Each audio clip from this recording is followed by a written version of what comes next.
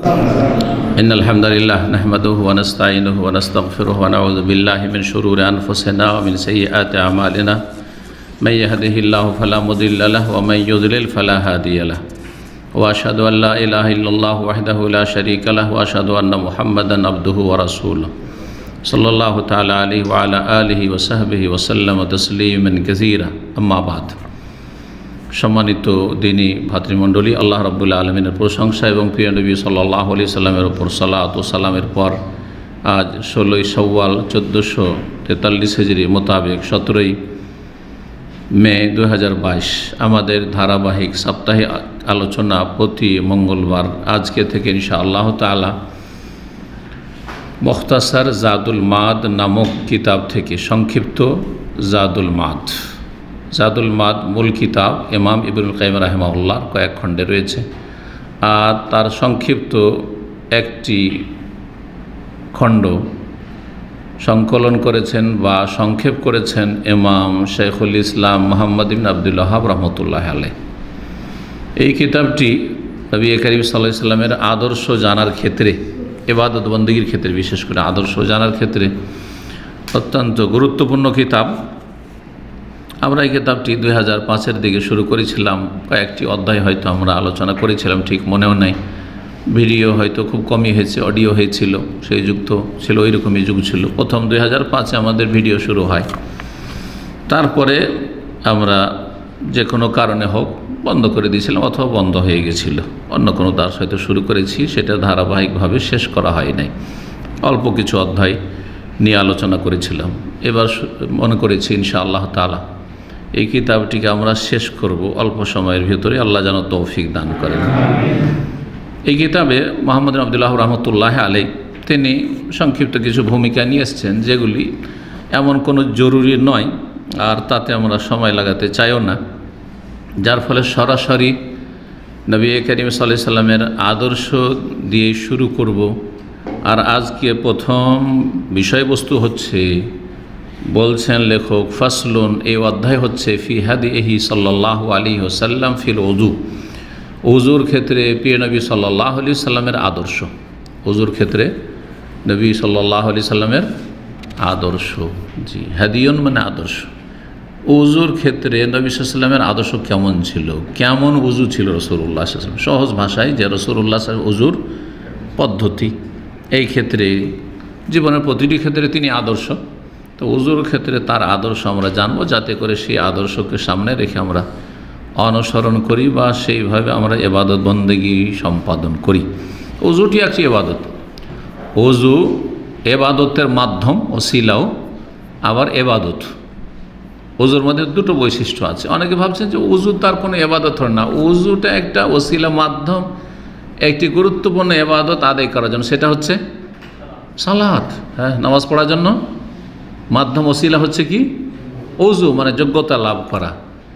এইরকমই আরও তাহারা যেসব যেন বাইতুল্লাহর তওয়াফ সঠিক মতে, তার জন্য ওযু শর্ত। তাহলে তওয়াফ করার জন্য ওযু হচ্ছে মাধ্যম। তওয়াফটাকে ইবাদত মনে করে, কিন্তু ওযুটাকে অনেকেই ইবাদত মনে করেন না। অথচ ওযু আপন জায়গায় একটি গুরুত্বপূর্ণ ইবাদত, সেটা হচ্ছে পবিত্রতার ইবাদত। জি, পবিত্রতা অর্জন করছেন, জি, সুতরাং সেটিও একটি ইবাদত। একটি ইবাদত আর একটি ইবাদতের ওসিলা, মাধ্যম। একটি ইবাদতের মাধ্যমে অন্যান্য আরও কয়েকটি ইবাদত কোরআন কারীম স্পর্শ করছেন অধিকাংশ ওলামাদের কাছে। তার জন্য উযু করা লাগবে, যদিও তার কোনো অকাট্য শক্ত স্পষ্ট দলিল নেই, এই জন্য জরুরি নয়, তবে উত্তম অবশ্যই, জি। তো দেখা যাক কি বলছেন লেখক। সরাসরি বলছেন তিনি, কানা সাল্লাল্লাহু আলাইহি ওয়াসাল্লাম ইয়াতাওয়াদ্দাউ লিকুল্লি সালাতিন ফি গালিব আহিয়ানিহি, রাসূলুল্লাহ সাল্লাল্লাহু আলাইহি সাল্লাম প্রত্যেক সালাতের জন্য উযু করতেন অধিকাংশ সময়ে, না বেশিরভাগ, প্রত্যেক ওয়াক্তের সালাতের জন্য কি করতেন, উযু করতেন। যোহরের জন্য উযু, আসরের জন্য উযু করলেন, মাগরিব করলেন, এশা করলেন, ফজর করলেন। এটা ছিল অধিকাংশ সময়ের আদর্শ রাসূলুল্লাহ সাল্লাল্লাহু আলাইহি ওয়াসাল্লাম। অধিকাংশ বলার উদ্দেশ্যটা কি? তাহলে বোঝা গেল যে মাঝে মধ্যে রাসূলুল্লাহ সাল্লাল্লাহু আলাইহি ওয়াসাল্লাম এক উযুতে কয়েক ওয়াক্ত সালাত আদায় করেছেন, জি, একাধিক ওয়াক্ত, 2 ওয়াক্ত, 4 ওয়াক্ত আদায় করেছেন। ওয়ারুব্বামা সাল্লা সালাওয়াত বেওযুইন ওয়াহিদ, তবে কখনো কখনো অল্প কিছু সময় কখনো কখনো কয়েক সালাত আদায় করেছেন বেওযুইন ওয়াহিদ, এক ওযুতে। তাহলে আমাদের কাছে এখন এখান থেকে স্পষ্ট কি হলো যে উত্তম হচ্ছে প্রত্যেক সালাতের জন্য কি করা, সালাত বলতে ফরজ সালাত, সালাত বলতে প্রত্যেক ফরজের ওয়াক্ত যখন হতে যাচ্ছে বা হয়েছে তখন একবার ওযু করে নেওয়া, ওযু থাকার না থাকে এটা হচ্ছে উত্তম। ওযু না থাকলে অবশ্যই করতে হবে, কিন্তু ওযু আছে তারপরে যদি ওযু করেন তো এটা হচ্ছে উত্তম, এবং এইটি হচ্ছে অধিকাংশ সময়ের আমল রাসূলুল্লাহ সাল্লাল্লাহু আলাইহি ওয়াসাল্লামের। কখনো কখনো এক ওযুতে কয়েকত সালাত আদায় করেন, এটাও প্রমাণিত। এই মর্মে সহিহ মুসলিমে 277 নম্বর, আবু দাউদ 172 নম্বর, তিরমিজিতে 61, নাসাইতে রয়েছে বুরাইদা ইবনে হুসাইব থেকে একবারের ঘটনা। নবী সাল্লাল্লাহু সালাওয়াত ইয়াউমাল ফাতহি বিওযুইন ওয়াহিদ। নবী সাল্লাল্লাহু আলাইহি সাল্লাম মক্কা বিজয়ের দিন 8ম হিজরিতে এক ওযুতে কয়েক ওয়াক্ত সালাত পড়েছেন, এক ওযুতে কয়েক ওয়াক্ত সালাত পড়েছেন। ওমাসাহ আলা খুফাই, এবং 2 মোজার ওপর মাসাহ করেছেন। ফাকাল ওমর, তখন ওমর রাদিয়াল্লাহু তাআলা আনহু এর আগে কিন্তু কখনো দেখেননি যে এক ওযু দিয়ে সালাত পড়ে যাচ্ছেন, সালাত পড়ছেন, ওযু করছেন না, এমনটা কোনোদিন দেখেননি। প্রথম যখন দেখছেন তখন বলছেন যে লাকাদ সানাত আল ইয়াউমা শাইআন লাম তাকুন তাসনাহু ইয়া রাসূলুল্লাহ, হে আল্লাহর রাসূল সাল্লাল্লাহু আলাইহি ওয়াসাল্লাম, আপনি আজকে এমন একটা কাজ করলেন যেটা তো কোনোদিন করতেন না আপনি। মানে এক জোহরও পড়লেন, আসর পড়লেন, মাগরিব পড়লেন, এইভাবে কয়েকাত্তর সালাত পড়ে নিলেন। ফাকালা আমদান সানাতুহু ইয়া ওমর, হে ওমর, আমি আজকে ইচ্ছাকৃত করেছি। ওমর রাদিয়াল্লাহু তাআলা ভাবছেন যে হয়তো নবী সাল্লাল্লাহু ভুলে গেছেন উযু করতে, তাই বলে ওই জোহরের উযুতে আসর পড়ে নিলেন, আসর উযুতে মাগরিব পড়ে নিলেন, এই জন্য জিজ্ঞাসা করেছেন। তখন কি বললেন যে আমার মনে আছে, আমার ইচ্ছাকৃত এটা করেছি। কিসের জন্য? এটা জায়েজ প্রমাণ করার জন্য। নবী সাল্লাল্লাহু আলাইহি ওয়াসাল্লাম উত্তম কাজ অধিকাংশ সময় করেছেন, কখনো কখনো অনুত্তম কাজও করেছেন। কিসের জন্য? বলা ছিল বায়ানিল জাওয়াজ, বৈধতা বয়ান করার জন্য, যাতে করে সেটাকে কেউ পাপের কাজ না মনে করে, পাপের কাজ মনে না করে। নবী সাল্লাল্লাহু আলাইহি ওয়াসাল্লাম যদি দাঁড়িয়ে কখনো পানি না পান করতেন তো হাদিস রয়েছে নিষেধ, তাহলে মানুষ হারাম মনে করতো না। দাঁড়িয়ে দাঁড়িয়ে খাওয়া দাওয়ার প্রমাণ নেই, কিন্তু পান করার প্রমাণ আছে। জমজম আছে, উজুর পানি আছে, কিন্তু নবী সাল্লাল্লাহু আলাইহি ওয়াসাল্লাম এই কথা বলেননি জমজমের পানি হইলে দাঁড়িয়ে চলবে আর উজুর পানি চলবে, আর বাকি এমনি পানি এটা দাঁড়িয়ে আমি খেতে পারবো না, হারাম হয়ে যাবে, এমন কোনো দলিল আছে নাকি? এগুলো বুঝের বিষয়, যেখানে নবী সাল্লাল্লাহু আলাইহি ওয়াসাল্লাম খাস করেননি। তাহলে কেন তাহলে মাঝে মধ্যে নবী সাল্লাল্লাহু আলাইহি ওয়াসাল্লাম দাঁড়িয়ে পান করেছেন? কিসের জন্য? উত্তম না, উত্তম অবশ্যই না, বসে উত্তম, কিন্তু অনুত্তম কাজ কেন করেছেন? লেবায়ানিল জাওয়াজ, বৈধতা প্রমাণ করার জন্য, যাতে কেউ এটাকে গুনাহ বা অপরাধ না মনে করে। নবী সাল্লাল্লাহু আলাইহি ওয়াসাল্লাম সহিহ বুখারী দাঁড়িয়ে পেশাব করেছেন না করেনি? যদি নবী সাল্লাল্লাহু আলাইহি ওয়াসাল্লাম জীবনে একবার না করতেন, তাহলে কেউ যদি দাঁড়িয়ে পেশাব করে, আমাদের দেশের তো জাহিল মূর্খ সমাজ, বেদাতি সমাজ মনে করে দাঁড়িয়ে পেশাব করলে নাস্তিক হয়ে যায়। এত বড় অপরাধ মনে করে যে দাঁড়িয়ে পেশাব করলে কী হয়ে যায়, এটা একটা গাল। হ্যাঁ, পেশাব করার ঢং না, দাঁড়িয়ে পেশাব করে আর ইসলাম সম্পর্কে কথা বলতেছে, বলে না। তার মানে দাঁড়িয়ে পেশাব করাটা কত বড় অপরাধ, অথচ সেটা নবী সাল্লাল্লাহু আলাইহি ওয়াসাল্লাম করেছেন। কিসের জন্য করেছেন? এই কথা প্রমাণ করার জন্য যে হারাম কাজ নয়, প্রয়োজনে জায়েজ আছে, প্রয়োজনে জায়েজ আছে। জি, কিন্তু এটাকে বেদাতিরা কি বলে জানেন? বেদাতি জাহেলরা হাদিসে বুঝে না, যার ফলে বলে তাহলে কি দাঁড়িয়ে পেশাব করা সুন্নাত? আরে নবী করলে সুন্নাত হয় না, নবী করলে জায়েজ হয়, আর সুন্নাত প্রমাণ করার জন্য আর কিছু লাগে। নবী সাল্লাল্লাহু আলাইহি ওয়াসাল্লাম যেগুলো করেছেন সবগুলি সুন্নাত, এটা একটা মূর্খামি। নবী করিম সাল্লাল্লাহু আলাইহি ওয়াসাল্লাম যা কিছু জীবনে করে সবই সুন্নাত। কেউ যদি বলে এই কথা ভুল, নবী সাল্লাল্লাহু আলাইহি ওয়াসাল্লাম যা করেছে তার কিছু ফরজ, অনেক কিছুই ফরজ, তাই না? নবী সাল্লাল্লাহু আলাইহি ওয়াসাল্লাম যা কিছু করেছেন তার কিছু সুন্নাতে মুআক্কাদা, নবী সাল্লাল্লাহু আলাইহি ওয়াসাল্লাম যা কিছু করেছেন তার কিছু সুন্নাত মুস্তাহাব, সুন্নাতে মুআক্কাদা না, গায়র মুআক্কাদা। নবী করিম সাল্লাল্লাহু আলাইহি ওয়াসাল্লাম যা কিছু করেছেন তার কিছু সুন্নাত নয়, জায়েজ, মুবাহ, জায়েজ। জি, নবী সাল্লাল্লাহু আলাইহি ওয়াসাল্লাম লাউ খাওয়া পছন্দ করেছেন, এখন বেদাতিরা বলে লাউ খাওয়া সুন্নাত নাকি? নবী সাল্লাল্লাহু আলাইহি ওয়াসাল্লাম মিষ্টি হালুয়া পছন্দ করতেন, ইউহিব্বুল হালুয়া হাদিস আছে। এখন বেদাতি মোল্লা তো জাহেল, তা কি বলে যে মিষ্টি খাওয়া নবীর সুন্নাত? জাহেল, মিষ্টি খাওয়া সুন্নাত নয়। এটা হচ্ছে প্রাকৃতিক বিষয়, কোনো কিছুর ভালোবাসা, কোনো কিছু পছন্দ করা, এটা কি প্রাকৃতিক বিষয়, এটা সুন্নত নয়, এটা ফিতরি জিনিস। কারো লোনা ভালো লাগে, লবণাক্ত ভালো লাগে, আর কাউকে মিষ্টি খেতে ভালো লাগে, এটা কোনো সুন্নতের সাথে কোনো সম্পর্ক নেই।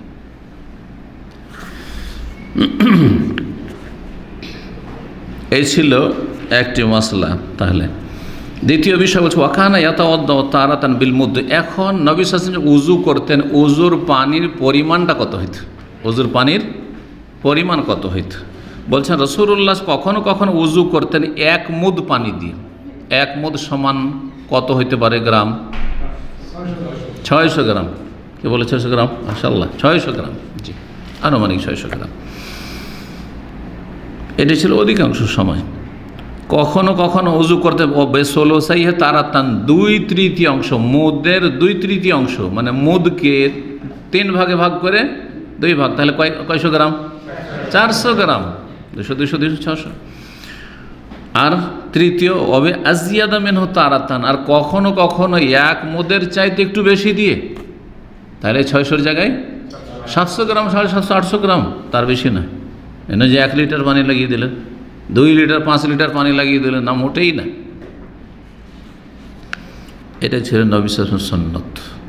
তো নবী সাল্লাল্লাহু আলাইহি ওয়াসাল্লাম চিন্তা করেন, যদি 600-500 গ্রাম বা এতে মিলিতে যদি কি করেন, উযু করেন, তাহলে ঢেলে উযু করা যাবে?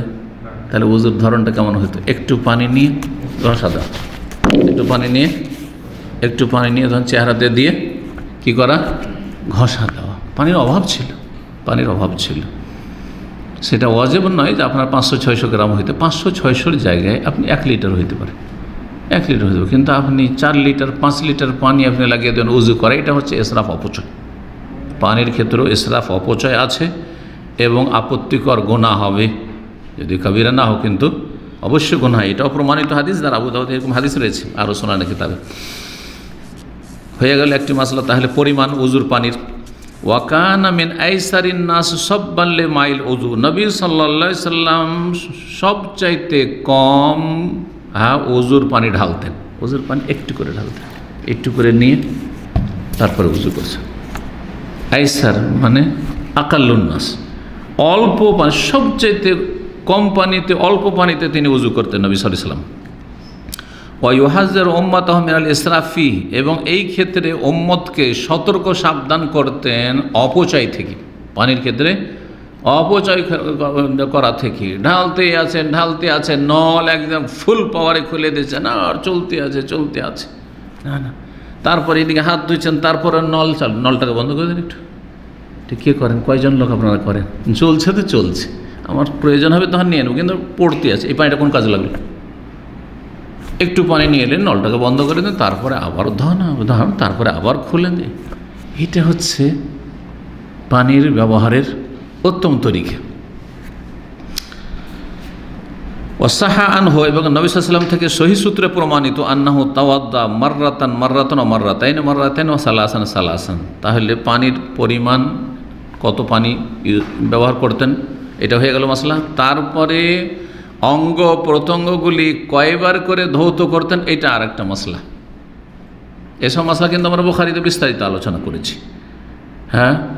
কি 3 বার করে ধুইতেই হবে?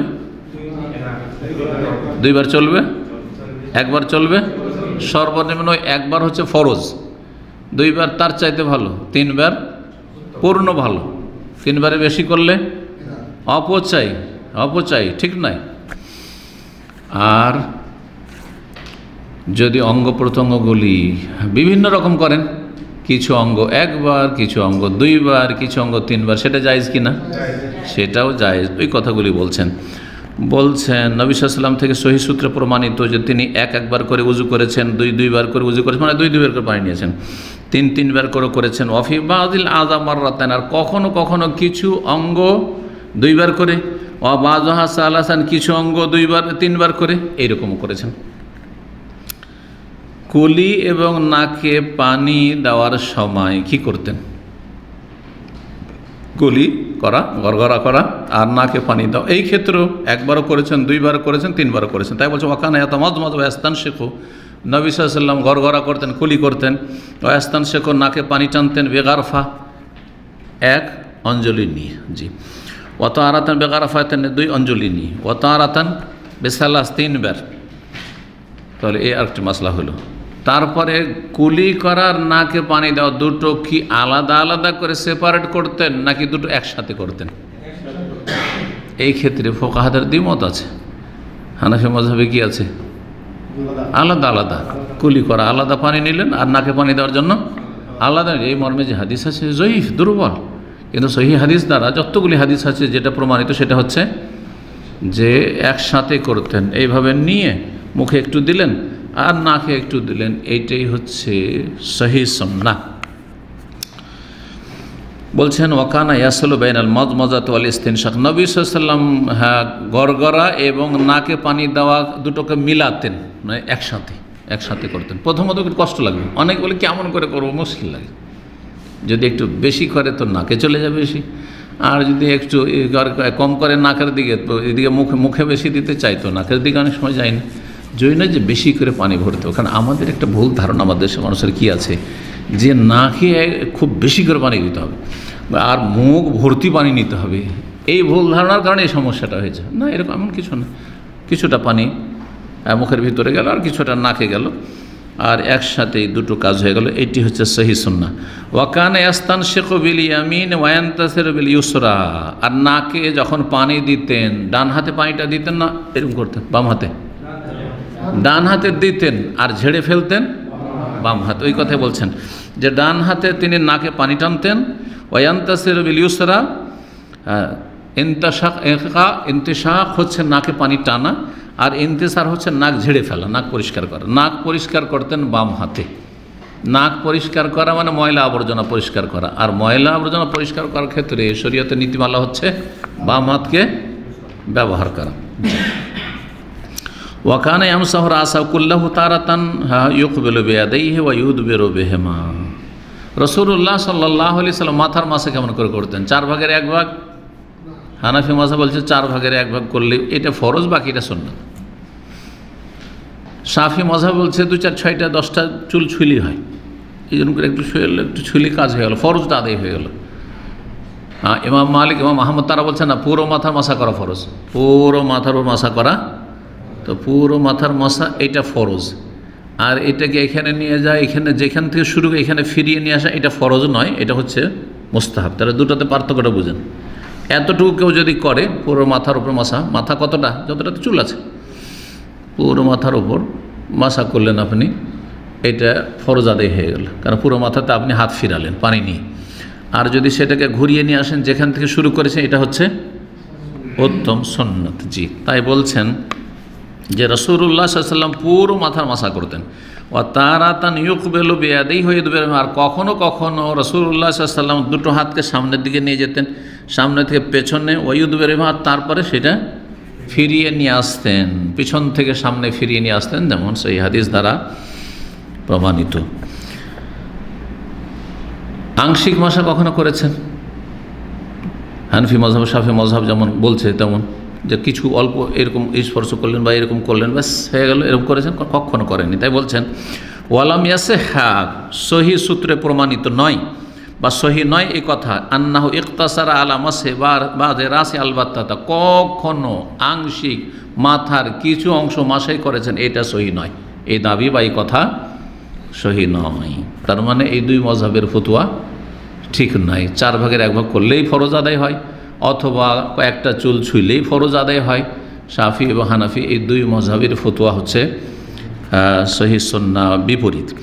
লাকিন কানা ইযা মাসাহা আলা নাসিয়াতিহি কাম্মালা আলাল আমামা, তবে নবী সাল্লাল্লাহু আলাইহি ওয়াসাল্লাম থেকে এটা প্রমাণিত যে মাথায় পাগড়ি আছে, তখন কপাল থেকে শুরু করেছেন, মাথা তো পুরো পাগড়ি দিয়ে ঢাকা, পাগড়ির উপর মাসা প্রমাণিত, কপাল থেকে শুরু করেছেন আর পাগড়ির উপর মাসা কমপ্লিট করেছেন, এইরকমটা করেছেন। জি, এখনো পাগড়ির ওপর শুধু পাগড়ি, কপালে কেউ হাত দিল না, পাগড়ি মাথায় আছে, কপালে দিল না, পুরো পাগড়ির উপর মাসা করলো, চলবে কি চলবে না ইখতিলাফ আছে, কিন্তু সঠিক হচ্ছে যে পাগড়ির মাসাও হচ্ছে সহিহ সুন্নাহ দ্বারা প্রমাণিত, চলবে।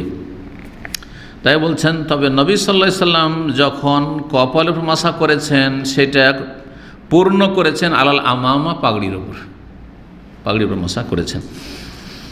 পাগড়ি সম্পর্কে সহিহ মুসলিম হাদিস রয়েছে মুগীরা বিন শুবা রাদিয়াল্লাহু তাআলা আনহু থেকে, যে বলছেন যে আন্না নবী মাসাহাবে নাসিয়াতি ওয়া আলাল আমামাতি ওয়া আলা খুফাইহি, নবী সাল্লাল্লাহু আলাইহি ওয়াসাল্লাম কপালে মাসা করেছেন আর পাগড়ির উপর মাসা করেছেন, ওয়া আলা খুফাইহি মুজার উপর মাসা করেছেন, মুজার উপরও মাসা করেছেন। তারপরে বলছেন ওয়ালাম ইয়াতাওয়াদ্দা ইল্লা তামাজমাজা ওয়াস্তানশাখা। এখন আর একটি মাসলা বলছেন যে উজুতে অথবা গোসুলে কুলি করা সুন্নাত না ওয়াজিব, এতে দ্বিমত রয়েছে।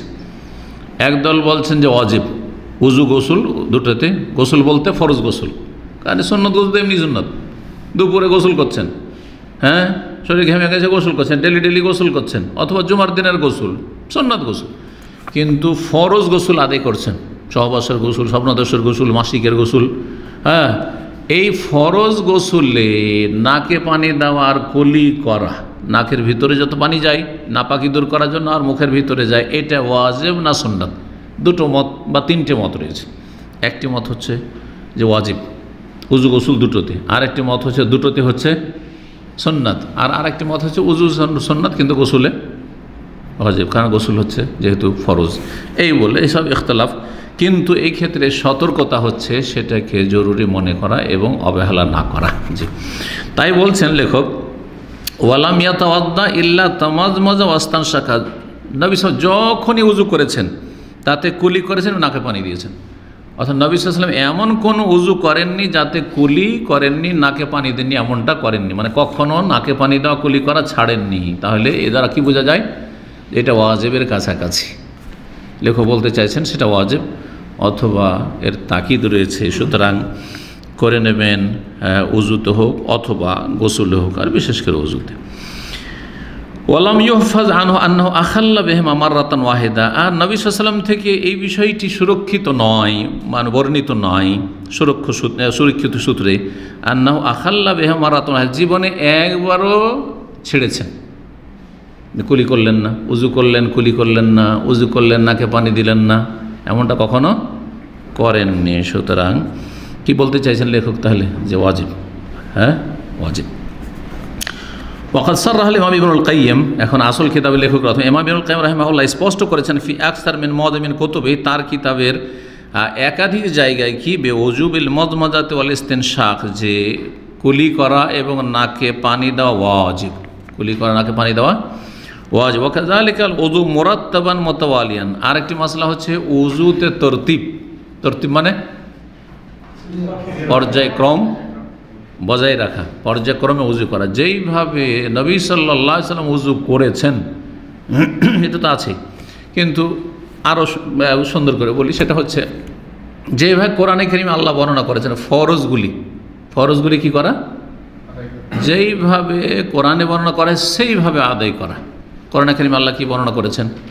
ইয়া আইয়ুহাল্লাযীনা আমানু, হে ঈমানদারগণ, ইযা কুমতুম ইলাস সালাতে, যখন সালাতের উদ্দেশ্যে তোমরা দণ্ডায়মান হবে, মানে দণ্ডায়মান হওয়ার ইচ্ছুক হবে যে এখন আমি সালাত পড়ব, উযু নাই, তাহলে কি করতে হবে?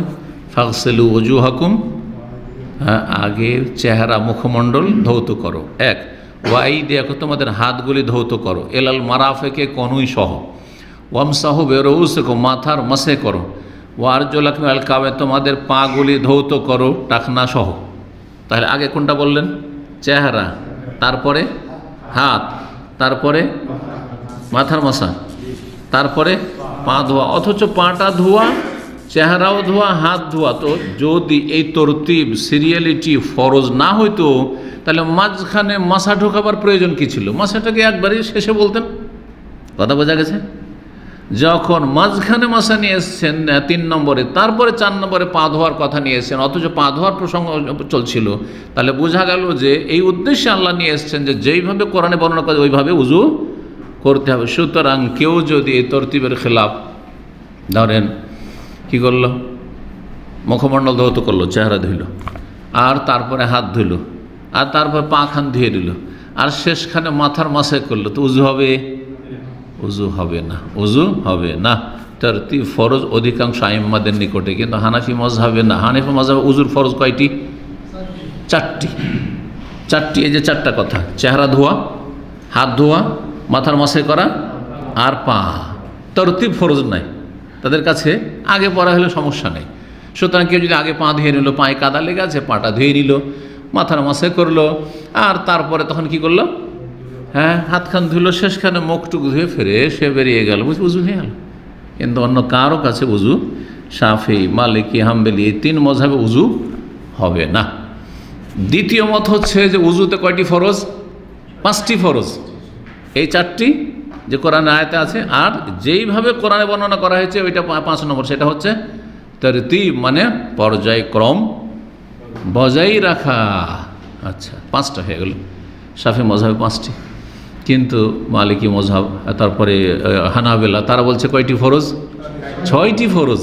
এই 5টি হয়ে গেল 5 নম্বর তরতিব। আর 6 নম্বর হচ্ছে মাওয়ালাত, মানে পরস্পরতা, মাঝখানে যেন বেশি ব্যবধান বা গ্যাপ না হয়ে যায়। এমন গ্যাপ হয়ে যাওয়া যে আগের সাথে পরের কানেকশন ছুটে গেছে। কিভাবে ছুটে যায়?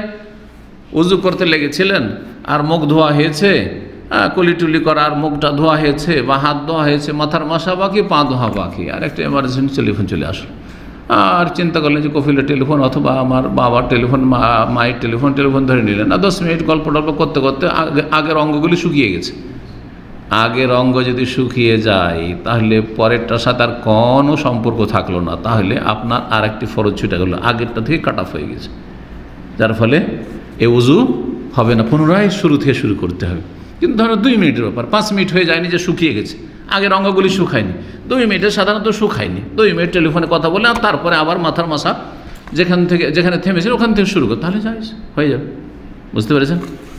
মাওয়ালাত, পরস্পরতা, এটাই হয়েছে 6 নম্বর, যেটা 3 নম্বর মত। আর 6টি ফরজ উজুর, এটি বেশি শক্তিশালী মত, আল্লাহু আলম। তাই বলছেন যে এই অনুরূপ উজু করা মুরাত্তাবান, তরতিবের সাথে, মোতাওয়ালিয়ান, এই যে মাওয়ালাত, পরস্পরতা, 6টি উজুর ফরজ, এটি হচ্ছে নবী সাল্লাল্লাহু আদর্শ। ওয়ালাম ইউখিল্লা বিহি মাররাতান ওয়াহিদা, নবী সাল্লাল্লাহু জীবনও এর ব্যতিক্রম করেননি।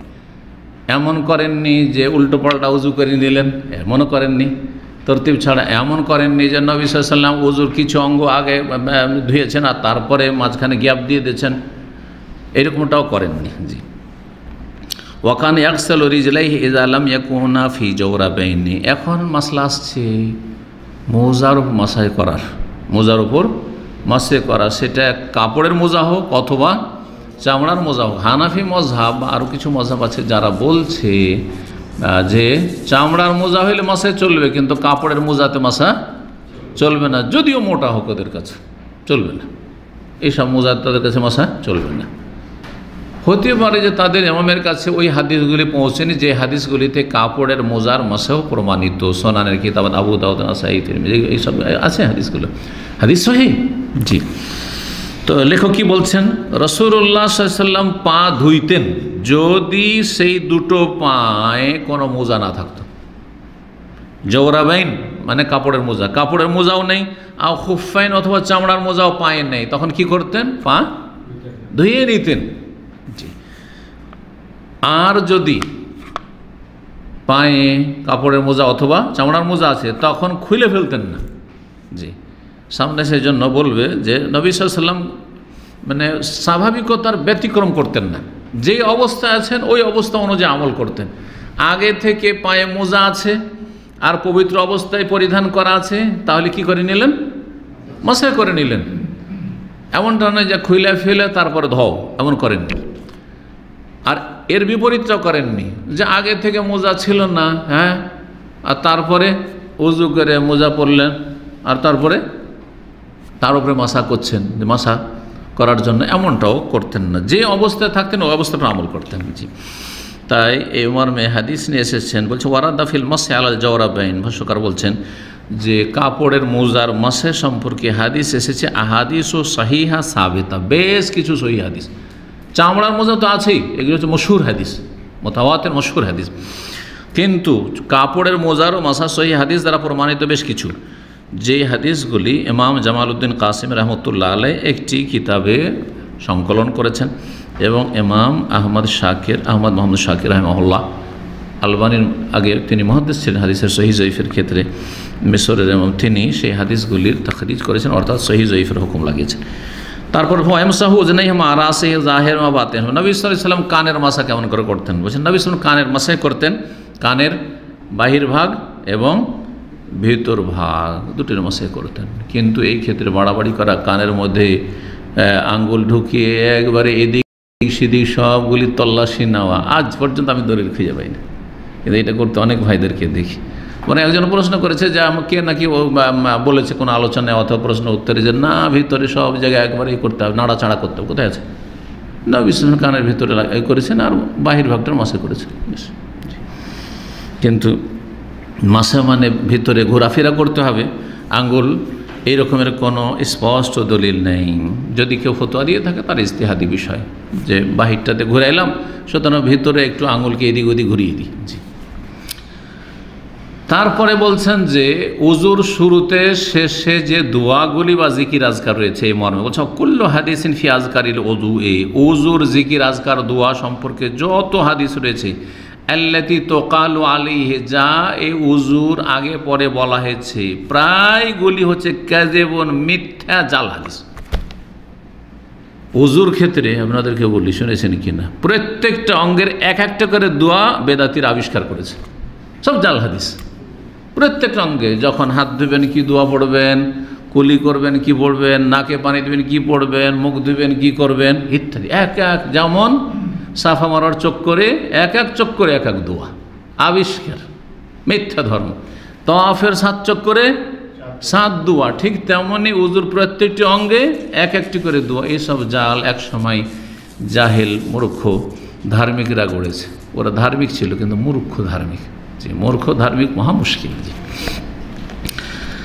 সবগুলি মিথ্যা বলছেন। গায়রাত তাসমিয়া কি কি তাহলে সহি বলছে, শুধুমাত্র বিসমিল্লাহ বলা ফি আউয়ালি, শুরুতে বিসমিল্লাহ, সে বিসমিল্লাহ বলবেন অথবা বিসমিল্লাহ হের রহমানের রাহিম বলবেন, দুটোই জায়েজ রয়েছে, যদিও বিষয়ে ইখতিলাফ রয়েছে। জি, তারপরে শেষখানে, আর শুরুতে কিন্তু কোনো দোয়া নেই, শেষখানে আশহাদু আল্লা ইলাহা ইল্লাল্লাহ ওয়াহদাহু লা শারীকা লাহু ওয়া আশহাদু আন্না মুহাম্মাদান আবদুহু ওয়া রাসূলুহু, কালিমা শাহাদাত।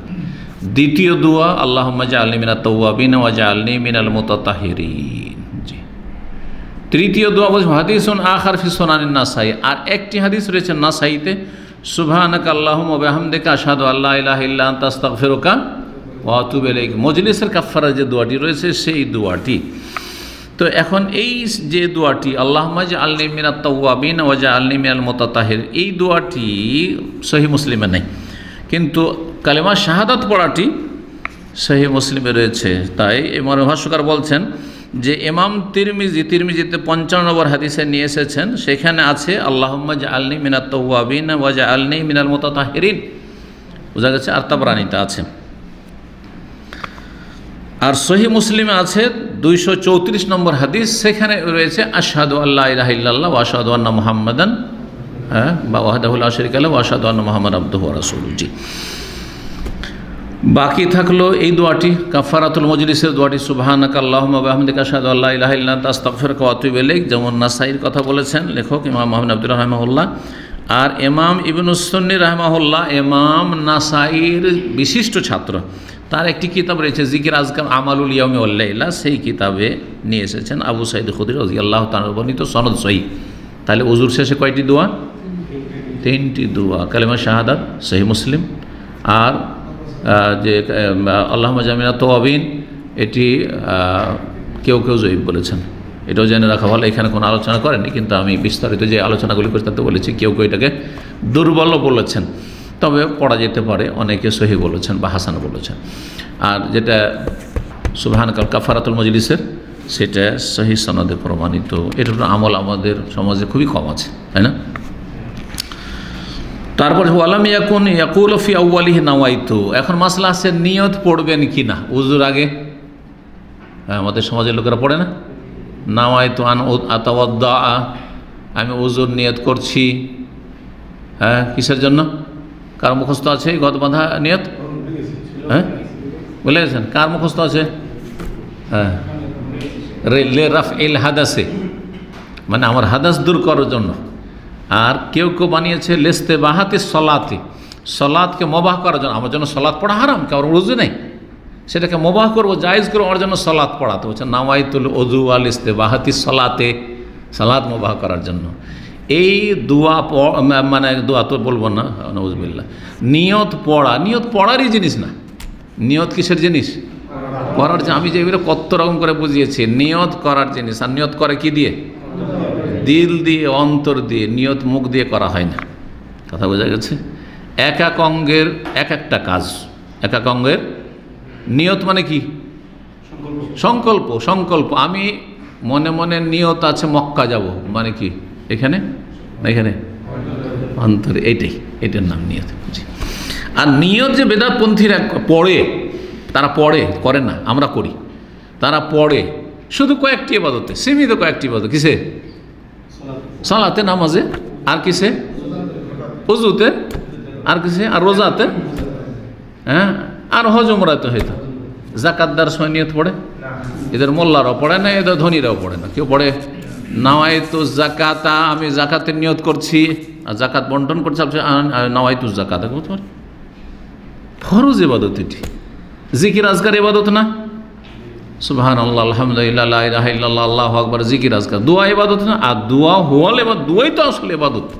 দোয়া করতে নাওয়াইতু দোয়া কেউ করে?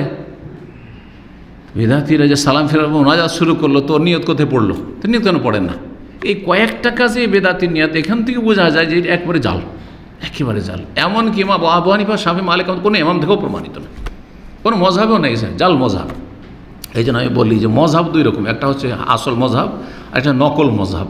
তো বর্তমান প্রচলিত যে মজহাবগুলি রয়েছে বেশিরভাগ জাল মজহাব, মজহাবের নামে জালিয়াতি, মজহাবের নামে জালিয়াতি। আল্লাহ হেফাজত করুক। সময় চলেন আমরা চেষ্টা করি শেষ করে দেওয়ার, তাহলে ভালো হবে অধ্যায়টা। তো নবী সাল্লাল্লাহু আলাইহি সাল্লাম কোনো ইবাদতের শুরুতে নাওয়াইতে পড়তেন না, উজুর শুরুতেও বা তায়াম্মুমের শুরুতেও নাওয়াইতে পড়তেন না। ওয়ালা আহাদু মিনাস সাহাবাতে, আলবাত্তা এমন কি কোনো একজন সাহাবীও নাওয়াইতে পড়েননি। লেখক বলছেন যে নিয়ত পড়া কোনো সাহাবীও করেননি। তাহলে সুন্নাত না বেদাত? বেদাত। বেদাত দিয়েই কাম শুরু হচ্ছে। নামাজ শুরু করতে যাচ্ছেন বেদাত দিয়ে, উজুতে বেদাত করলেন, আবার নামাজ পড়তে যাবে নাওয়াইতে পড়বে, বেদাত পড়লেন, যাই নামাজে দোয়া পড়লেন, বেদাত পড়লেন, ইক্তাদাতে বিহাজাল ইমাম, বেদাত পড়লেন। তো বেদাতের উপর বেদাত, বেদাতের উপর বেদাত, কেমন করে নামাজ কবুল হবে? ওয়ালাম ইয়াতাজাওয়াজিস সালাস কাত্তু, কখনো নবী তিনবারের বেশি ধৌত করেননি। ওয়াকাযালিকা লাম ইয়াসবাতু আনহা তাজাওয়াজাল মিরফাকাইন ওয়াল কাবাইন। আচ্ছা, কেউ যদি মনে করে যে হাসরের মাঠে উজুর অঙ্গগুলি চমকিবে, আচ্ছা না, হাদিস আছে না নাই? তা আমি একটু বেশি করে লম্বা করে চমকাবো, সুতরাং এখান থেকে বগল পর্যন্ত কেউ যদি ধয় আর হাঁটু পর্যন্ত কেউ ধয়, তো সুন্নত না বেদাত? বেদাত, বাড়াবাড়ি ইসলামের নেই। তাই বলছেন যে নবী সাল্লাল্লাহু আলাইহি ওয়াসাল্লাম থেকে প্রমাণিত নয় যে আন্নাহু তাজাওয়াজাল মিরফাকাইন, কোনোই পার করে এখান পর্যন্ত ধুয়েছেন, একটু এগিয়ে এতটুকু বা আর বেশি এরকম করেননি। ওয়াল কাবাইন, এবং টাখনার উপরে আরও কিছুটা ধুয়েছেন, এমনটা করেননি। ওয়ালাম ইয়াকুন ইয়াতাদু তানশিফ আযাইহি। এখন আরেকটি মাসলা, যে নবী সাল্লাল্লাহু আলাইহি ওয়াসাল্লাম উজুর পরে কি উজুর অঙ্গগুলি গামছা দিয়ে তলিয়ে দিয়ে মুছতেন? না, মুছতেন না, মুছতে অভ্যস্ত ছিলেন না, কিন্তু নাজায়েজ নয়, নাজায়েজ। কেউ যদি মনে করে যে আমার প্রয়োজন, শীতের কাল, ঠান্ডা লাগছে, তো মুছে নিক, জায়েজ, কিন্তু সুন্নত বলা যাবে না, সুন্নত বলা যাবে না, জায়েজ। আর কেউ যদি মনে করে যে আমার ঝেড়ে নেওয়াই যথেষ্ট, ঠান্ডা হোক আর গরম হোক ঝেড়ে নেওয়া যথেষ্ট, অথবা ওখানে গরমের কাল, আমার মুছার কোনো প্রয়োজন নেই, তো মুছবে না। যদি কেউ মনে করে যে মুছবো, তো মুছা জায়েজ। আর কেউ যদি না মুছে, তো সেটাই ভালো, কারণ নবী সাল্লাল্লাহু আলাইহি ওয়াসাল্লাম থেকে মুছা কোনো প্রমাণ নেই। তবে মুছা যে যাবে না এমনও কথা নেই। কিছু কিছু মুফতিরা ফতোয়া দেয় দেশে, যে যেহেতু গুনাহ ঝরে পড়ছে, তবে গুনাহকে মুছবে না, ঝরতে দেন, সেই জন্য নাকি মুছা যাবে না, তারপরে মুছা যাবে না, মাকরুহ অথবা ঠিক নয়, না, ভুল কথা, এগুলো ভুল কথা, তাদের ধারণা। এখন দাড়ি আছে, দাড়িতে খেলাল করতে হবে কি হবে না, আর খেলাল করা ওয়াজিব, ওয়াজিব নয়। জি, দাড়ি দুই রকম, এখানে লেখক তফসিল বলেননি। দাড়ি যদি পাতলা দাড়ি হয়, তাহলে পানি বহিয়ে দেওয়াই যথেষ্ট, পানি বহিয়ে দেওয়াই যথেষ্ট। পানি বহিয়ে দিলেন আর ধুইলেন, ধুইতে হবে, কারণ ধোয়া সহজ। এই যে পাতলা দাড়ি দেখছেন না, পাতলা দাড়ি দিয়ে ধুইতে হবে। আর যদি ঘন দাড়ি হয়, তাহলে ঘন দাড়ির ভিতরে পানি ঢুকাইতে হবে, আর একেবারে জড়ে জড়ে পানি পৌঁছাইতে হবে না, এটা আবশ্যক নয়। সেই ক্ষেত্রে খেলাল করে নেওয়া ওয়াজিব নয়, খেলাল করে নেওয়া ভালো। এটাকে অনেকে মনে করে দাড়ির খেলাল করা অজেব, আঙ্গুলের খেলাল করা অজেব, উজু করে আর আঙ্গুলের খেলাল করা জরুরি মনে করে। দুটোই মুস্তাহাব, দুটো হচ্ছে। তাই বলছেন যে ওয়াকানা ইউখাল্লিল্লাহ এত আহিয়ান, কখনো কখনো নবী সাল্লাল্লাহু আলাইহি ওয়াসাল্লাম দাড়ির খেলাল করতেন। নবী সাল্লাল্লাহু আলাইহি ওয়াসাল্লাম দাড়ি ঘন ছিল না পাতলা ছিল? হ্যাঁ, পাতলা ছিল। তাহলে কেমন করে স্বপ্ন দেখবেন নবী সাল্লাল্লাহু আলাইহি ওয়াসাল্লাম? দেশের মানুষেরা স্বপ্ন দেখার ওই স্বপ্ন দেখে, যেখানে নবীকে স্বপ্নেই দেখবে। তো নবী তো বলতেই পারছে না যে নবীর দাড়ি ঘন না পাতলা। তাহলে আপনি পাতলা দাড়িওয়ালা একজন দেখলেন অথবা লম্বা এইরকম দাড়িওয়ালা দেখলেন আর বললে যে আমি নবীকে দেখেছি না, ভুল দেখেছেন আপনি। নবী সাল্লাল্লাহু এত লম্বা দাড়িও ছিল না আবার পাতলাও ছিল না, কি ছিল? ঘন আর ঘোংরালু দাড়ি ছিল। ঘোংরালু বুঝেন? হ্যাঁ, একটু বাঁকা বাঁকা, আবার বাঁকা দুই রকম। একটা হচ্ছে খুবই বেশি ঘোংরালু, এই আফ্রিকানদের মতো, এমন যে পাক্ষে আছে, দেখেছেন না সুডানিদের, আফ্রিকানদের না, ওই রকমও না। হ্যাঁ, আর ইন্ডিয়ান পাকিস্তানি দাড়ি লম্বা চলে গেছে, বাড়ে চলে গেছে, একটু বাঁকাও নাই, ঢেউ ঢেউ নেই। ওইটাও অত ভালো লাগে না। সবচেয়ে ভালো কোনটা লাগে? যে দাড়িতে একটু ঢেউ ঢেউ খেয়ে আছে, হ্যাঁ, একটু একটু হালকা হালকা বাঁকা হয়ে আছে, এটা দেখতে ভালো লাগে। ওই দাড়িটাই ছিল নবী সাল্লাল্লাহু আলাইহি ওয়াসাল্লামের। জি, তার নবী সাল্লাল্লাহু হুলিয়া মোবারক জানতে হবে, না হলে আন্দাজি স্বপ্ন দেখছেন, ওইটা কাজ হবে। জি, কখনো কখনো দাড়িতে খেলাল করে, অথচ ঘন দাড়ি ছিল। তাহলে বোঝা হলো যে ঘন দাড়িতে, আমার দাড়ি যেমন ঘন, আমার মতো যাদের আছে দাড়ি ঘন। আচ্ছা, ঘন কোনটা আর পাতলা কোনটা, এর মাপকাঠি কি কে বলতে পারে? মাপকাঠি হচ্ছে যে বাইরে থেকে দাড়ির ভিতরটা দেখা যাচ্ছে যদি হয় তাহলে পাতলা দাড়ি, এই দাড়ির ভিতরে যদি একটা কিছু থাকে দেখা যাচ্ছে। আর যদি দেখা যায় যে দাড়ির ভিতরে কি আছে দেখা যায় না, আমরা দেখতে পাচ্ছেন না, আমাদের এই দেখতে পাচ্ছেন না, তাই না? তাহলে এটাকে বলবো ঘন দাড়ি। তো ঘন দাড়ি হলে খেলাল করা সুন্নাত, নবী সাল্লাল্লাহু আলাইহি ওয়াসাল্লাম করেছেন। ওয়ালাম ইউআজিব আলা যালিক, সর্বদা করেননি, কখনো কখনো খেলাল করেননি। তাহলে বোঝাল খেলাল করা দাড়ির অজেব নয়, অজেব হলে সবসময় করতেন। ওয়া কাযালিকা তাখিরুল আসাবে, এইরকমই আঙ্গুলের খেলাল করা কখনো করেছেন। ওয়ালাম ইউহাফিজ আলী, সবসময় করেননি। ওয়াম্মা তাহরিকুল খাতাম, হাতে আছে আংটি, যাদের আংটি থাকে, আমাদের দেশের লোকেরা আংটিকে হিলাইতে থাকে, এটা কোনো আবশ্যকতা নেই, জরুরি নয়। বলছেন যে আংটি হিলানোর বিষয়ে ফারুইয়া ফি হাদিসুন, এই মর্মে একটা দুর্বল হাদিস আছে, সহি কোনো হাদিস নেই। অথচ নবী সাল্লাল্লাহু হাতে কি থাকতো? আংটি থাকতো। তাহলে আংটি হিলাইতে হবে, আর পানি ঢুকলো কিনা নিশ্চিত হইতে হবে, এমনও কিছু বিষয়। আসল হচ্ছে যে পানি দিয়েছেন যথেষ্ট। জি হ্যাঁ, পানি পৌঁছে গেছে ইনশাআল্লাহ। মাসের কথা বলছেন, মুজার মাসা বলছে ওয়াসাহা আনুহান্ন মাসাফিল হাদরে ওয়াসাফিল, নবী সাল্লাল্লাহু আলাইহি ওয়াসাল্লাম থেকে সহিহ সূত্রে প্রমাণিত নবী সাল্লাল্লাহু আলাইহি ওয়াসাল্লাম বাড়িতে থাকাকালীনও মাসা করেছেন আর সফরেও মাসা করেছেন। বাড়িতে মুকিমের জন্য কয়দিন? একদিন। এক বছর। ওয়াক্কাতুল মুকিম ইয়াওমান ওয়া লাইলা, মুকিমের জন্য একদিন এক রাত নির্ধারণ করেছেন। ওয়ালিল মুসাফির, মুসাফিরের জন্য সালাসাতু আইয়াম ওয়া লাইলা, 3 দিন 3 রাত। কেন? পার্থক্য কেন? বাড়িতে থাকলে একদিন 24 ঘন্টা করতে পারবেন, আর সফরে থাকলে 3 দিন করতে পারবেন। কেন? হ্যাঁ, সফরে কষ্ট, বারবার করে মোজা খোলা, মোজা পরা কষ্টদায়ক। সফরে যেখানে মুশকিল সেখানে সহজ করা হয়েছে ইসলামে, যেখানে মুশকিল সেখানেই আসান। ওয়াকান ইয়ামসাহুল জাওরাবেন, নবী সাল্লাল্লাহু আলাইহি ওয়াসাল্লাম কাপড়ের মোজার মাসা করেছেন। আবার ফিরিয়ে এখন বিস্তারিত একটু বলছেন, কাপড়ের মোজার মাসা করেছেন নবী সাল্লাল্লাহু আলাইহি ওয়াসাল্লাম। হাদিস এই মর্মে রয়েছে, এই মর্মে বেশ কিছু হাদিস রয়েছে। ও মাসা আমামাতি, আর পাগড়ির ওপর মাসা করেছেন। মুখতাসিরান আলাইহা মান্নাসে, কখনো কখনো নবী সাল্লাল্লাহু আলাইহি ওয়াসাল্লাম মাসা করেছেন শুধু পাগড়ির ওপর, কখনো এই কপাল সহ। লাকিন ইয়াহতামিলু আন ইয়াকুনা খাসসান বিহালিল হাজাত, তবে পাগড়ির মাসাটি প্রয়োজন হলে, প্রয়োজনে ধরেন সফরে আছেন অথবা ব্যস্ততে আছেন, পাগড়ি এত শক্ত করে বাঁধা আছে, খুললে সময় নেই আবার বাঁধতে, বা বাঁধতে জানেন না অনেকে, কিন্তু যারা নতুন নতুন পাগড়ি পরে, মাদ্রাসার ছাত্রদেরকে আমাদের যুগে পাগড়ি দেওয়া হয়তো দাওরা ফারেক হলে, এই পাগড়ি যে পরিয়ে দিয়েছে একবার খুলে গেলে ওর উপায় নেই, আবার পড়তে পারে। মানে পাগড়ি পরার দুটা তরিকা আছে, 2 তরিকাতে পাগড়ি পরা যায়। তো প্রয়োজন হইলে ওয়াহতামিল অমুম, আর হতে পারে যে না প্রয়োজন হোক আর না হোক, পাগড়িতে যেহেতু নবী সাল্লাল্লাহু আলাইহি ওয়াসাল্লাম করেছেন, সুতরাং পাগড়ির মাসায় করা জায়েজ বা শরীয়ত সম্মত। ওয়াহু আজহার, এইটাই বেশি স্পষ্ট। তারপরে বলছেন ওয়ালাম ইয়াকুন ইয়াতাকাল্লাফ জিদ্দাহালি আল্লাতি আলাইহি কাদমা, নবী সাল্লাল্লাহু আলাইহি ওয়াসাল্লাম যে অবস্থায় থাকো সেই অবস্থায়, একটু আগে কিন্তু বিষয়টা বলে দিচ্ছি, মোজা আছে তখন খুলে ফেলতেন না, মোজার মাসা করলেন। বাল ইন কানাত ফিল খুফাইন, যদি মোজা রয়েছে পায়ে মাসা করে নিলেন। ওয়াইন কানাত মাকসুদ, খোলা আছে ধুয়ে নিলেন। খোলা আছে তখন কি করলেন? ধরেন আগে থেকে উজু আছে আর আরেকবার উজু করতে যাচ্ছেন, তখন সেই সময় উজুর ওপরে কী করতে যাচ্ছেন, উজু করছেন। সে সময় এমনটা করতেন না যে উজু যখন আগের আছে আর উজু করছি তো মোজাটা আগে পরে নিই তারপরে মাসা করবে, এমন তাকাল্লুফ করতেন না। তাকাল্লুফ মানে হচ্ছে যেটাকে হচ্ছে লৌকিকতা, যে না একটা কিছু করবো না, যে অবস্থায় আছে সে অবস্থার উপর নর্মালি আমল করবো। ওয়াইন কানা তামাক সুফা দেন গাছাল খোলা থাকলে ধুয়ে নিতেন। তায়াম্মুম কয়বার করে করতেন? ওয়াকানা ইয়াতায়াম্মামু বিদারবাতিন ওয়াহিদা, একবার মাটিতে মেরে তায়াম্মুম করতেন। লিল ওয়াজহি ওয়াল কাফাইন, একবার মেরে চেহারাতে এবং দুই হাতে মাসে করতেন, হাত ফিরাতেন।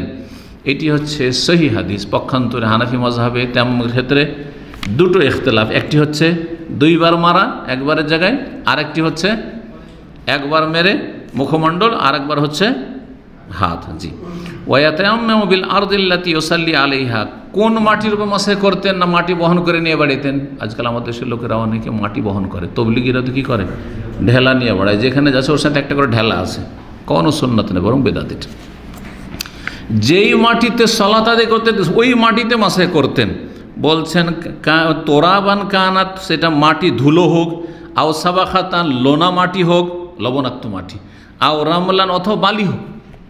আরও মরুভূমির দেশ, পাথর এক একটু ধুলো বালি আছে, ওই পাথর মাসাই করতেন। যে কোনো পাথরের ওপর পাহাড়েও এক একটু ধুলো বালি কিছু আছে, ওর উপরে মাসা করে নিতেন। এই নয় যে পাথর এলাকায় মক্কায় ঘুরবো, মদিনায় সব তো পাথর আর পাথর, সুতরাং একটা ঢেলা কোনো জায়গা থেকে নিয়ে আসি আর পকেটে করে নিয়ে বেড়ায়, এরকম করেনি নবী সাল্লাল্লাহু আলাইহি ওয়াসাল্লাম। জি।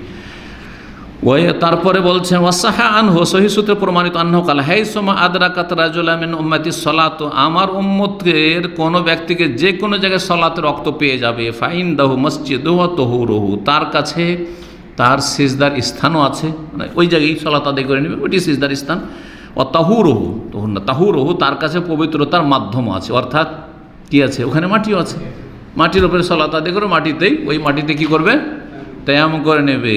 ওয়ালাম্মা সাফারা ওয়াসহাবুহু ফি গাজওয়াতি তাবুক, নবী সাল্লাল্লাহু আলাইহি ওয়াসাল্লাম এবং সাথী সঙ্গীগণ তাবুকের যুদ্ধে, সবচেয়ে লম্বা সফর ছিল নবী সাল্লাল্লাহু আলাইহি ওয়াসাল্লামের 700-800 কিলোমিটার মদিনা থেকে, এটা সবচেয়ে দীর্ঘ সফর। কাতাউ তিলকার রেমাল, সেই বালি এলাকা, মরুভূমির এলাকা অতিক্রম করেছেন, পার করেছেন। ওয়া মাউহু ফি গায়াতিল কিল্লা, সেই যুগে পানি খুবই কম ছিল। ওয়ালাম ইউরু আনহু, কিন্তু নবী সাল্লাল্লাহু আলাইহি ওয়াসাল্লাম থেকে এরকম প্রমাণিত নেই, বর্ণিত নেই, আন্নাহু হামালা মাহুত্তর, আপনি নিজের সাথে মাটি নিয়ে গেছেন বা ঢেলা নিয়ে গেছেন, এরকম প্রমাণিত নয়। ওয়ালা আমার আবি, কোনো হুকুমও করেননি তোমরা যখন এদিক সেদিক সফরে যাবে তখন কি করিও, ঢেলা নিয়ে বেড়েও, ঢেলা কুলুক নিয়ে বেড়েও, না হলে ঢেলা মাতে এমন কাজ ঢেলা নিয়ে বেড়ে, এই করেনি। ওয়ালা ফাআলা হাদু মিনাস আসহাবিহি, সাহাবীরা কেউ করেননি। ওয়ামান তাদাব্বারা হাযা, আর যে এইটা নিয়ে একটু গভীরভাবে চিন্তা করবে, কাতা আছে, নিশ্চিত হয়ে যাবে, আন্নাহু কানা ইয়াতায়াম্মামু বিররামলি, নবী সাল্লাল্লাহু আলাইহি ওয়াসাল্লাম বালিতেও কি করতেন, তায়াম্মুম করতেন। ধরেন দাম্মাম এলাকা যদি কেউ সফর করে আসে, এদিকে সফর করে আসে, বালি আর বালি, ঠিক না, তো বালি আর বালি, এই নয় যে না বালিতে সফর করবেন না, তেমন চলবে না, সুতরাং আমাদেরকে ধুলা নিয়ে আসতে হবে অথবা ঢেলা নিয়ে আসতে হবে, না, কোনো প্রয়োজন নেই। ওয়ালাম ইয়াসে আন হতে লেকুল্লে সলাত ওয়ালা আমার আবি। এখন আর একটি মাসলা, উজু তো এক উজুতে কয়েক ওয়াক্ত সলাত পড়া প্রমাণিত, যদিও উত্তম হচ্ছে প্রত্যেক সলাতের জন্য উজু করা, কিন্তু এক তায়াম্মুমে কি কয়েক ওয়াক্ত পড়া যাবে? একদল বলছেন না, চলবে না, তায়াম্মুমটাতে চলবে না, ওরা বলছে প্রত্যেক ওয়াক্তের জন্য কি করতে হবে, তায়াম্মুম করতে হবে, কিন্তু এর কোনো দলিল নেই। তায়াম্মুম যেহেতু পুরোপুরি উজুর বিকল্প, সুতরাং এক উজুতে কয়েক ওয়াক্ত যেমন পড়া যায়, ঠিক তেমনই এক তায়াম্মুমে কয়েক ওয়াক্ত পড়া যায়। তাই বলছেন নবী সাল্লাল্লাহু আলাইহি ওয়াসাল্লাম থেকে সহিহ সূত্রে প্রমাণিত নয়, আত-তায়াম্মুম লিকুল্লি সালাতিন, প্রত্যেক সালাতের জন্য, প্রত্যেক ওয়াক্তের জন্য কি করা, তায়াম্মুম করা। ওয়ালা আমার আবি, আর কোনো হুকুমও করেননি যে প্রত্যেক নামাজের সময় কি করিও, তায়াম্মুম করে নিও। বাল আতলাকা তায়াম্মুম, বরং তায়াম্মুম করতে বলেছেন কখন, যখন পানি পাবে না বা ব্যবহার করতে সক্ষম নও। ওয়া জাআলাহু কায়ামান মাকামাল উযু, এবং তায়াম্মুমকে উজুর স্থলাভিষিক্ত করেছেন, উজুর বিকল্প করেছেন। তায়াম্মুম হচ্ছে কিসের বিকল্প, উজুর বিকল্প, আর গোসলের বিকল্প। এখানে যদি ধরেন বড় গোসল ফরজে আছে, স্বপ্নদোষ হয়েছে আর পানি নাই, তো কী করবেন, তাহলে তায়াম্মুমের ক্ষেত্রে বলতে উজুরও যেমন বিকল্প তেমনই গোসলেরও বিকল্প। এখানে আজকের আলোচনা শেষ হলো। সাল্লাল্লাহু আলাইহি ওয়া সাল্লাম নবিয়ানা মুহাম্মদ ওয়া আলা আলিহি ওয়া সাহবিহি আজমাইন।